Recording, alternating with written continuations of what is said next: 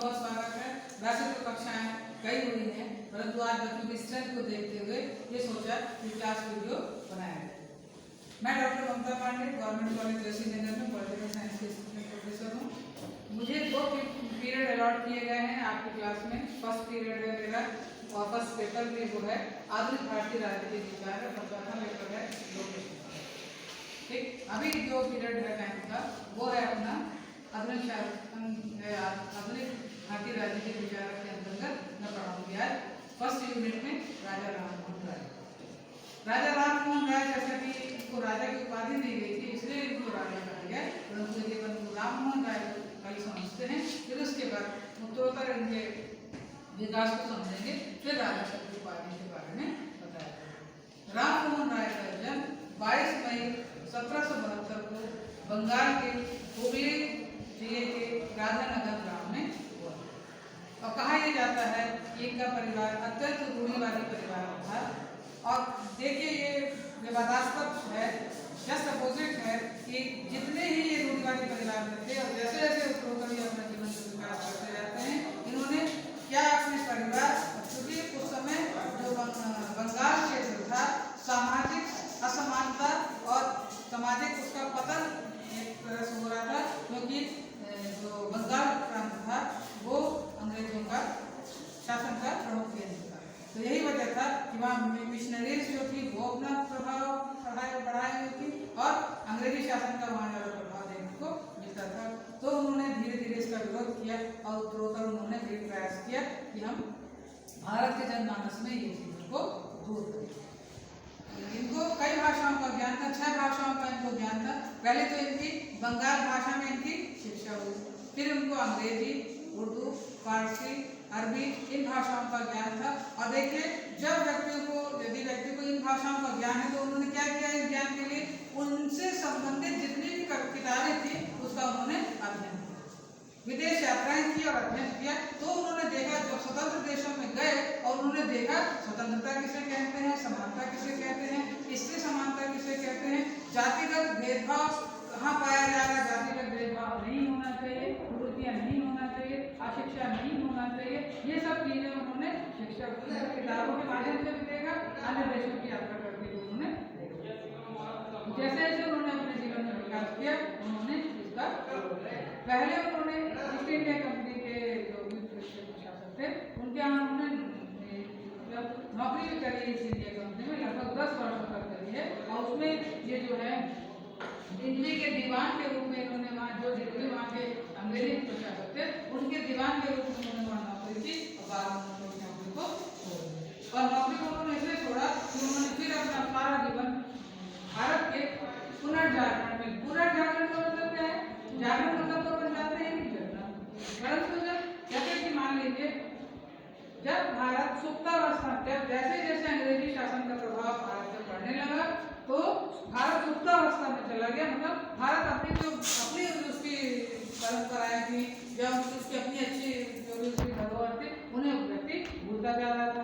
ईसाई मिशनरीज जो ईसाई स्कूल होते हैं, जो नन वगैरह होते हैं, उनका इतना ज़्यादा प्रभाव था कि बंगाल प्रांत शिक्षा के मामले में पिछड़ने जैसा लगा। तो राजा राममोहन राय को लगा कि नहीं, ऐसा नहीं होना चाहिए। उन्होंने इसका विरोध किया और अंग्रेजी प्रशासन से मिल करके वहाँ पर महिला कॉलेज की भी स्थापना करने का उन्होंने प्रयास किया।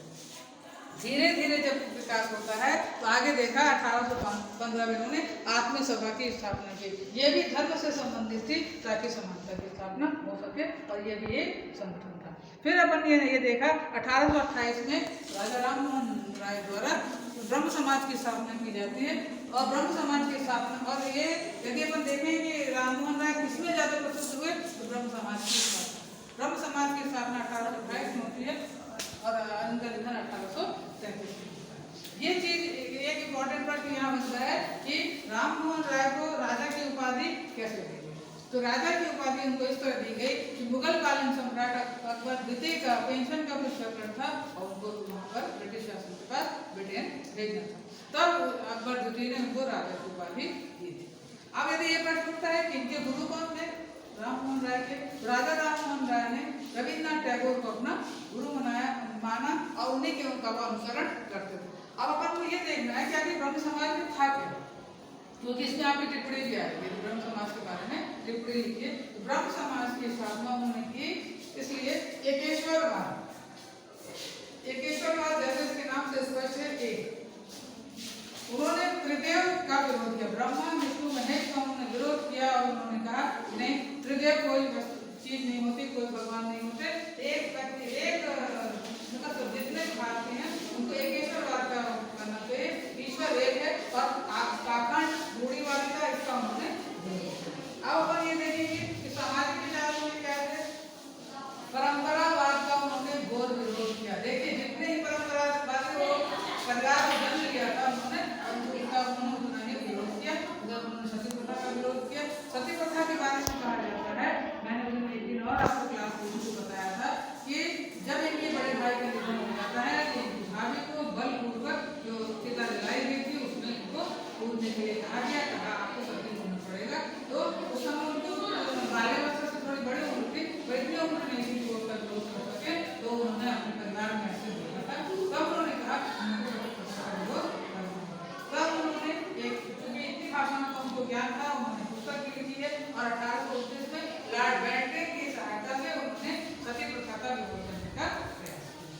तो आज अपन ने देखा राजा राममोहन राय का जन्म, राजा शब्द की उपाधि, ब्रह्म समाज की स्थापना, और एक और अपन यहाँ बता सकते हैं एक चीज छूट रही है, उन्होंने क्योंकि इतनी भाषाओं का ज्ञान था, उन्होंने प्रेस की स्वतंत्रता के लिए बहुत कुछ कहा। उन्होंने संवाद कौमुदी नामक एक पत्रिका की लिखना उन्होंने चाहा, और लिखते से इसलिए थे ताकि जैसे अपन न्यूज पेपर पढ़ते हैं उस जमाने में उन्होंने न्यूज पेपर चलाया ताकि जन साधारण इनकी लेखों को पढ़ सके और अन्य विचारकों के रूप में लेख प्रकाशित होते थे ताकि जनता में जन जागरण हो सके। इसीलिए इनको प्रथम आधुनिक राजनीतिक विचारक कहा जाता है, जनक कहा जाता है, पुनर्जागरण का पितामह कहा जाता है, ये शब्द सभी के लिए।